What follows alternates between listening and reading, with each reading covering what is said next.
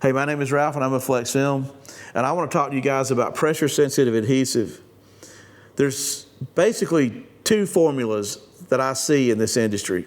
There's a very high tack, fast bonding version of it, and there's a lower tack, slower bonding version of it. But at the end of the day, when they both fully cure, they both equally stick to the glass. I get phone calls on a regular basis, and if somebody is going to have a problem with either one of the two, here's how it's going to work. The guy using the high tack, if he's got a problem, fast bonding, he's going to say, hey, I'm having a problem with the film. It seems like it's fighting me. It's trying to stick too fast. Usually the solution to the problem is add some more soap.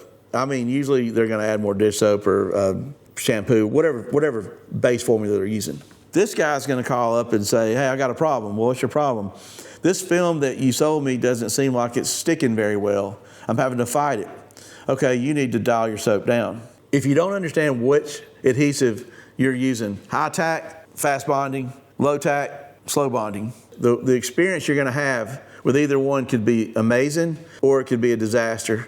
You just have to know how to mix your slip solutions and choose the right slip solutions. If you can, I recommend that no matter what car you're tinting, always try to use distilled water. You never know what water source you have and what's in it or what mineral content's in it. With distilled water, you always know what you start with, pure, clean water. If you're a switch hitter, that means if you understand this technology, you know how to use your slip solution, you're gonna get a great experience. If you understand this technology, you know how to mix your slip solution, you're also gonna get a great experience.